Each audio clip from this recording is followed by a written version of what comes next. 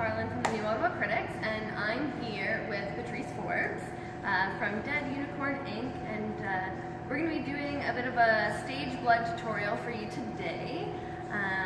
So yeah, Patrice, why don't you tell us a little bit about yourself and Dead Unicorn and 10 Little Sinners, of course. 10 Little Sinners. Well, I'm Patrice Forbes, as it was said, and I'm producing and starring in a show coming up next weekend at Squirt Theatre. It's part of the Fringe Encore series. It's called 10 Little Sinners. It was at the Ottawa Fringe Festival last year. It's basically an Agatha Christie fan fiction. So it's based off the book And Then There Was None. And we've taken it and we've rewritten it so it takes place on a porn set, and there's lots of interesting characters, terrible puns, and lots of gory deaths. So a big part of that is all our blood. Absolutely, yeah. We saw it at Fringe and we had a lot of fun, so we definitely recommend going out to see it if you didn't at Fringe. There's also rewrites and changes, deleted scenes, so if you did see it, come back and see it again. It's worth it. Awesome. So yeah, I've been thinking about this idea for a hot minute now, about doing a little video for Halloween featuring you know, some of our community members who work extensively, you know, behind the scenes as well as on the stage, and Patrice, I think, exemplifies that. So Dead Unicorn is known for their like outrageous and fun-loving, you know, stage aesthetics. So that's why I wanted to get Patrice in here today, and she's going to divulge some of her trade secrets for us. So why don't we get right into it? We will do an overview of like the ingredients and your tools. I'll kind of tell you what I have here. Absolutely. So stage blood is definitely one of my specialties, something I've always loved having on stage. People complain like crazy about it because it's very messy. For Chesterfield, I used an entire gallon of blood backstage, and we would just dump it onto the stage and it would spread out. So yeah, I've got a couple different recipes here. The most important thing that I use is this dye here. It's from the website Monster Makers, and they sell prosthetics and different things, but this is the most important thing. This is a powdered food color, and it makes the blood super dark red. This is better than any kind of like liquid food coloring you can get at the grocery store. I suggest this 100%. Other things I have are the eyedroppers. Now these ones are specifically for eye blood. You can buy in a store. I think these have expired, so I'd say don't put them in your eyes, but the droppers are great for refilling. So if you want blood coming out of your nose or ears, it's great to drop in. Versatile. Yep, this is another type of blood you can buy. It's for scabs. It's like a really thick gel blood. I don't use it. I don't like the color, but it's something that you can use if you're doing effects from far away. This is a malacose powder. You can mix it with your blood to make chunks in it, to make it jellified. It's basically like gelatin, but for creative effects. You can also buy that on Monster Makers. Gel caps for popping in your mouth, popping some blood out, really good to use. They get a little hard. You have to tape them in your mouth for a while to soften them. That's something, if you mix it with a powdered alkaline, like a stomach for indigestion or something, it'll make you foam at the same time, and you can have foaming blood. This is one of those squeeze lemons. These are really great because you can pop the top off and then put it back in, so you can fill it with blood, and you can have it in your hand hidden, put it inside a sponge or something that looks like a heart, and then you can squeeze it and it'll have the blood come spurting out of it.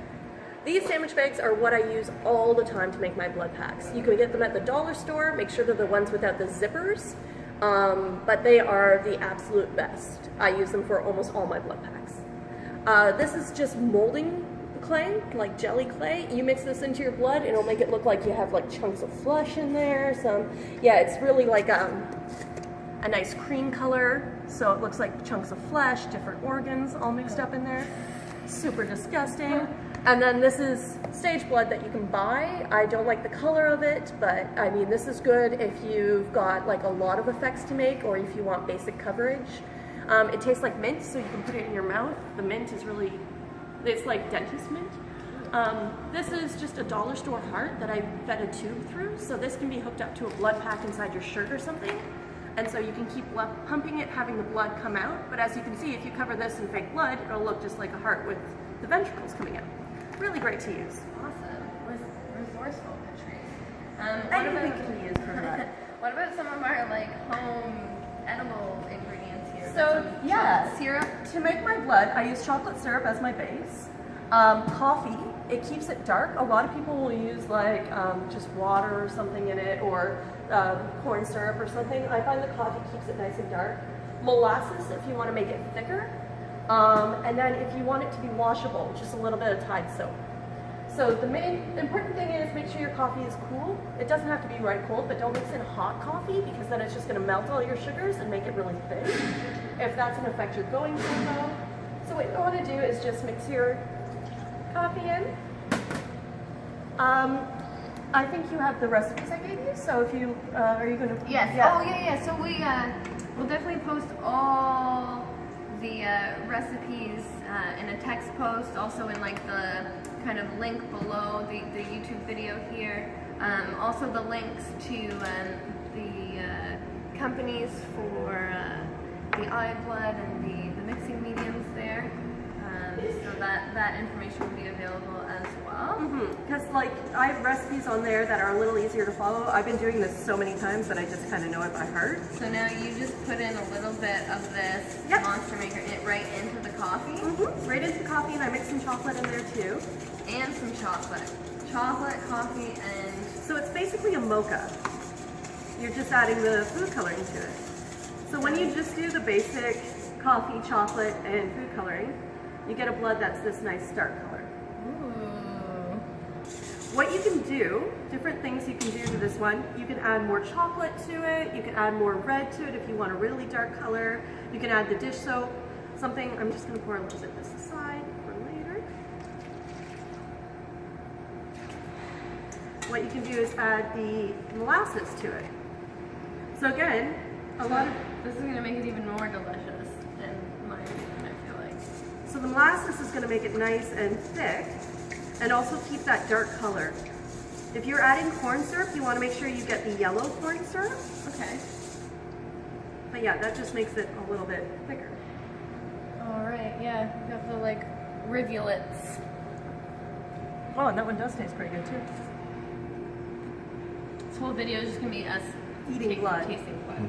So yeah, like I said, once you've got your basic things, you can add a little bit of your laundry soap. Sometimes I add dish soap, sometimes I add laundry soap.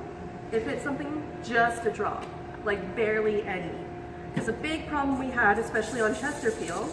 But now we can't taste this blood. No, we can't eat this blood. But look at the, you get a nice bubbly and you can smell it smells so much like soap. And when you're running around on stage covered in blood, it's really not great. Yeah. We had a couple actors run headfirst into a couch a couple times. So when you've got it like this is how I make my blood packs.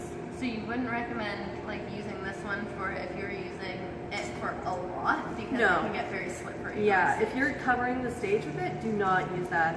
Also, if actors are eating it, don't use it. Fair enough. Or if your actors are eating your blood and backstage when you're not looking and you keep running out of blood, put soap in it. I'm not saying that happened, but... So with the sandwich bags, you want to fill the corner, the bottom corner, and then all you do is take it and twist it around super tight and tie a knot in it. So make sure you get as much of the extra bag as possible through the knot and pull it tight. Blood pack. Cut off your extra. And there's your blood pack. Wow, so like, to me, what's really cool about that is like everything you use, people would have at home. Like you got a bowl, you use a whisk, like chocolate syrup, and like a sandwich bag. And it's so cheap. This is dollar store sandwich bag. You can buy chocolate sauce at the dollar store. The Tide is at the dollar store.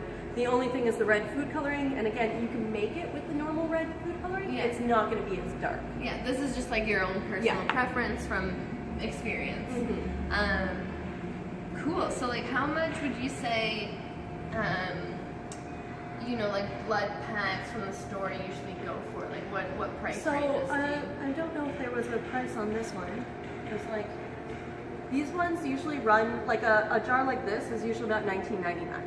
Okay, and you would say this probably cost you like... I can make a jar like that, like I just mixed, for less than $3. There you go. So this probably cost me about 25 cents to make, if that.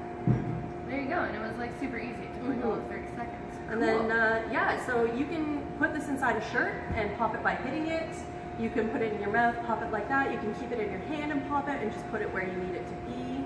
Or like in the gunshot, yeah. like We use these for gunshots in 10 Little Sinners. Also, Nick pops it in his mouth and bites it, and then it spurts.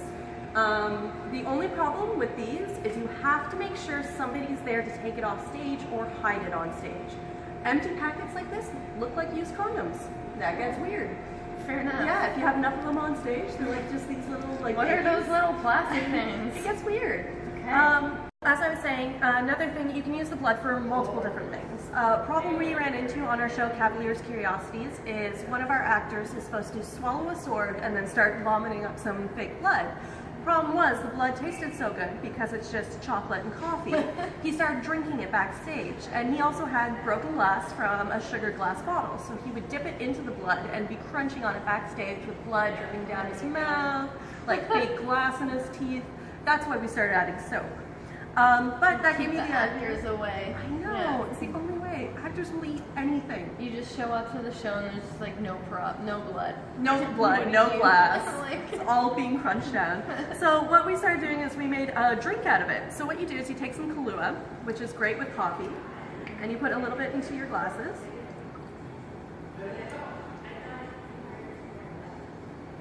And then you take some of your fake blood that you have not added soap to.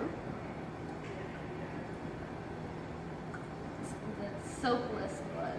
Soapless blood is important. Make sure I don't use the spoon that I was using in the soap blood. We usually play King's Cup with the blood, and you have to, if you knock over the King's Cup, you have to take a shot of the blood straight. That's been a fun game at parties. So now you have this nice, if you're a vampire for Halloween, you can have that one. If you're a vampire for Halloween, you can drink this nice blood liquid concoction. If you really want, you can add more red food color to make it really dark, but it also will stain your mouth. So I made cupcakes one day for a cast party with red icing. Oh, everyone had really red mouths after that. So yeah, drinker beware, but we'll give a good effect nonetheless. Cheers. So a toast to the blood.